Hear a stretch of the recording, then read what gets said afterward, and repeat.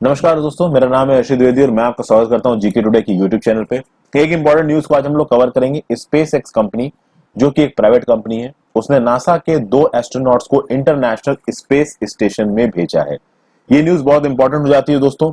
खासकर ये न्यूज इस कंटेक्स्ट में इंपॉर्टेंट हो जाती है कि मिशन गगनयान के थ्रू 2021 के एंड तक इसरो, जो कि इंडिया की प्रीमियर स्पेस एजेंसी है, वो भी एक ह्यूमन मैन्ड फ्लाइट मिशन को भेजना चाह रहा है स्पेस में। तो इस कंटेक्स्ट में इसकी बात करेंगे। साथ साथ ये इंटरनेशनल स्पेस स्टेशन क्या होता है, इसे भी हम लोग देखेंगे। लो अर्थ ऑर्बिट्स क्या होती है, इसे भी हम लोग देखेंगे दोस्तों। आगे बढ़ने से पहले अगर आपने जीके टुडे के यूट्यूब चैनल को सब्सक्राइब नहीं किया तो प्लीज कर लें दोस्तों। अगर आप मेरे साथ जुड़ना चाहते हैं, मेरा नाम अर्षित द्विवेदी है, तो आप मेरे यूट्यूब चैनल पे भी आ सकते हैं, लिंक आपको नीचे मिल जाएगा। साथ साथ दोस्तों, आप मेरे को इंस्टाग्राम पे फॉलो करके मुझसे इंस्टाग्राम पे कनेक्ट करके अपने डाउट्स भी क्लैरिफाई कर सकते हैं। अब देखिए, स्पेस एक्स कंपनी है, प्राइवेट कंपनी है दोस्तों। ये एलॉन मस्क इसके फाउंडर हैं। एलॉन मस्क ने टेस्ला को भी फाउंड किया। एलॉन मस्क एक बहुत मैग्नेटिक पर्सनालिटी है, एक बहुत इंस्पायरिंग पर्सनालिटी है। पढ़िए इनके बारे में अगर अब तक आपने नहीं पढ़ा है तो इस कंपनी ने अपने फैल्कॉन एंड रॉकेट पे from NASA Kennedy space centre 2 astronauts, जिनका नाम है बॉब बेनकेन और डग हार्ले। तो फैल्कॉन 9 रॉकेट, इन 2 एस्ट्रोनॉट्स का नाम ये याद रखिएगा। पीसीएस के वन लाइनर में इस तरीके के सवाल बहुत पूछे जाते हैं। इंटरनेशनल स्पेस स्टेशन में इनको भेजा जा रहा है और इसको बोला जा रहा है, इस इवेंट को कहा गया है dawn of a new age in commercial space travel. क्यों ऐसा बोला गया है? देखिए दोस्तों, अब तक अगर आप देखोगे, इस तरीके से ह्यूमन मैन्ड मिशंस को केवल 3 गवर्नमेंट्स ने भेजा है। एक यूएसए ने, एक रशिया ने, एक चाइना ने। इन 3 कंट्रीज के अलावा अब तक किसी ने भी ऐसे ह्यूमन मैन्ड मिशंस को स्पेस में नहीं भेजा। और यहां पे आप देखते हैं कि एक प्राइवेट कंपनी इस फीट को अचीव कर चुकी है। यानी आप देख सकते हैं कि यूएसए में रजिस्टर्ड ये प्राइवेट कंपनीज के पास क्या टेक्नोलॉजिकल प्रोग्रेस है। इसको अगर हम लोग अपने देश से कंपेयर करें तो हमारा मिशन गगनयान ये प्लान कर रहा है कि दिसंबर 2021 तक एक क्रूड व्हीकल तैयार हो जाएगा और उस पे हम लोग इसरो के जीएसएलवी मार्क 3 लॉन्चर के साथ लोगों को लो अर्थ ऑर्बिट में भेजेंगे। इसकी प्लानिंग चल रही है, काम चल रहा है। एक ऑटोनॉमस मिशन है ये इसरो का, यानी इसरो इसमें बहुत ज्यादा बाहर की स्पेस एजेंसी से मदद नहीं ले रहा है, खुद की टेक्नोलॉजी को डेवलप करके करने की कोशिश कर रहा है। तो देखा जाए तो हम लोगों के लिए as an citizen of India ये एक अच्छी न्यूज नहीं है, क्योंकि बाकी देशों की प्राइवेट कंपनीज इस फीट को अचीव कर चुकी हैं, जो हमारी प्रीमियर स्पेस एजेंसी अभी जिस चीज में रिसर्च कर रही है। ओके, तो मिशन गगनयान थोड़ा याद रखिएगा। अब हम लोग बात करते हैं थोड़ा बहुत इंटरनेशनल स्पेस स्टेशन के बारे में। देखिए, इंटरनेशनल स्पेस स्टेशन 20 नवंबर 1988 को उसकी पहली ईंट रखी गई थी। पहला पीस ऑफ आईएसएस लॉन्च हुआ था रशिया का। फिर बाद में इसके अलग अलग कंपोनेंट्स को अलग अलग कंट्रीज ने बनाकर एक बड़ा सा स्पेसक्राफ्ट लगातार, जो कि कॉन्टिन्यूअस बेसिस पे स्पेस में प्लान किया है। रेगुलरली यहां पे मिशंस जाते रहते हैं। हर कुछ कुछ दिन पे जो एस्ट्रोनॉट्स हैं, जो कि इस इंटरनेशनल स्पेस स्टेशन में काम करते हैं, उनको भेजा जाता है। ओके, 2 नवंबर 2000 से एस्ट्रोनॉट्स डायरेक्टली इस इंटरनेशनल स्पेस स्टेशन में काम करते हैं। तो बहुत सारी चीजों में उनके काम को इस्तेमाल किया जाता है। पहली बात तो ह्यूमन बॉडी माइक्रोग्रेविटी में स्पेस स्टेशन में किस तरीके से रिएक्ट करती है, इस बात पे रिसर्च चलती है। प्लस इंटरनेशनल स्पेस स्टेशन में रह के काम करके जो ह्यूमन रेस है, वो इस चीज पर रिसर्च करना चाहती है कि आगे किस आने वाले समय में अगर लॉन्गर टाइम के लिए इन एस्ट्रोनॉट्स को स्पेस में भेजा जाता है तो कैसे इस चीज को अच्छी तरीके से मैनेज किया जा सकेगा। इसकी एक प्रॉपर रिसर्च चलती है आपकी इंटरनेशनल स्पेस स्टेशन में। इंटरनेशनल स्पेस स्टेशन में इन चीजों पे भी रिसर्च चलती है कि जो लोग जमीन पे रहते हैं, अर्थ पे रहते हैं, उनकी जिंदगी को कैसे आसान किया जा सकता है। और भी बहुत सी चीजें हैं दोस्तों।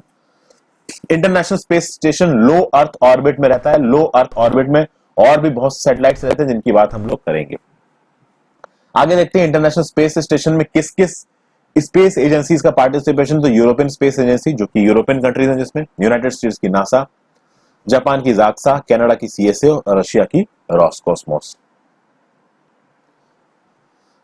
अगर बात करें कि ये कितनी ऊंचाई पे है आपका इंटरनेशनल स्पेस स्टेशन, तो जमीन से 402 किलोमीटर, लगभग 250 मील की ऊंचाई पे है। हालांकि इसकी ऊंचाई वेरी करती है लगभग 300 से 400 किलोमीटर के बीच में दोस्तों। इसकी जो स्पीड है वो है लमसम 17,500 मील पर आवर, जो कि निकल के आता है 28,163 किलोमीटर पर आवर। अगर आप लो अर्थ ऑर्बिट की बात करो दोस्तों, तो देखिए जो लो अर्थ ऑर्बिट होता है, that is somewhere from 400 miles to 1600 miles above the earth surface. तो आप देख सकते हैं इसकी एक बहुत बड़ी रेंज है।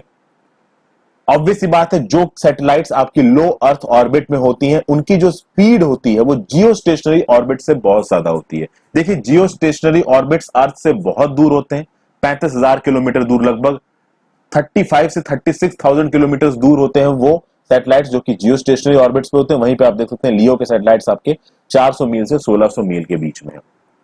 तो अगर कोई लो अर्थ सैटेलाइट 200 किलोमीटर की ऊंचाई पे है तो उसकी स्पीड होगी अप्रोक्सीमेटली 29,000 किलोमीटर पर आवर। और अगर कोई लो अर्थ ऑर्बिट का सैटेलाइट 1730 किलोमीटर की ऊंचाई पे तो उसकी स्पीड होगी 25,400 किलोमीटर पर आवर। यहां पे आप देख सकते हैं ये जो हमारा इंटरनेशनल स्पेस स्टेशन है ये 320 या फिर लगभग 300 से 400 किलोमीटर की ऊंचाई पे रहता है और उसकी स्पीड होती है 28,163 किलोमीटर प्रति आवर। अर्थ का एक चक्कर ये मार लेता है 90 मिनट में। इस इंटरनेशनल स्पेस स्टेशन को आप सीधे सीधे भी देख सकते हैं। अगर किसी दिन आपकी किस्मत अच्छी है तो हो सकता है कि आप जमीन पे खड़े हो और आसमान की तरफ देखें और आपको इंटरनेशनल स्पेस स्टेशन दिख जाए। नासा की ऑफिशियल वेबसाइट पे जाके आपको यह पता चल सकता है कि कौन सी जगह पे इसकी साइटिंग्स हो सकती है। जैसे फॉर एग्जांपल अगर आप मुंबई में रहते हैं तो मुंबई में किस टाइम ड्यूरेशन में इस इंटरनेशनल स्पेस स्टेशन को देखा जा सकता है, ये नासा की वेबसाइट पे लिस्टेड होगा। अगर आप देखना चाहते हैं, इतना इंटरेस्ट रखते हैं इन चीजों में, तो जरूर आप जाके देख सकते हैं। यहां देखिए दोस्तों एक फिगर है, इस फिगर में आपको अलग अलग ऑर्बिट्स नजर आ रहे हैं। तो सबसे अंदर जो छोटा सा ऑर्बिट है ये लो अर्थ ऑर्बिट है, बीच में ये मीडियम अर्थ ऑर्बिट है फ्रेंड्स, और फिर सबसे बाहर है आपका जियो स्टेशनरी ऑर्बिट। अब देखिए जियो स्टेशनरी ऑर्बिट को कभी कभी अल्टरनेटिवली जियो सिंक्रोनस ऑर्बिट भी कहा जाता है। ये लगभग 35,768 किलोमीटर दूर होता है जियो स्टेशनरी ऑर्बिट। जियो स्टेशनरी ऑर्बिट और जियो सिंक्रोनस ऑर्बिट में क्या फर्क होता है? देखिए जियो स्टेशनरी ऑर्बिट इक्वेटर के डायरेक्ट ऊपर होता है, कोई भी उसका इंक्लिनेशन नहीं होता है इक्वेटर के साथ। और जियो सिंक्रोनस ऑर्बिट में क्या होता है कि इक्वेटर के प्लेन में होता है पर डायरेक्ट इक्वेटर के नहीं हो पाता है। कभी कभी क्या होता है कि एक एंगल ऑफ इंक्लिनेशन आ जाता है इक्वेटर के बीच में और जहां पे जियो सिंक्रोनस ऑर्बिट होता है, जहां पे उसका सैटेलाइट होता है उसके बीच में। प्लस जियो स्टेशनरी ऑर्बिट में सर्कुलर ऑर्बिट होता है, जियो सिंक्रोनस ऑर्बिट में सर्कुलर ऑर्बिट नहीं होता है। तो एक जियो स्टेशनरी सैटेलाइट सर्कुलर ऑर्बिट में घूमेगी बट एक जियो सिंक्रोनस सैटेलाइट सर्कुलर ऑर्बिट में नहीं घूमेगी।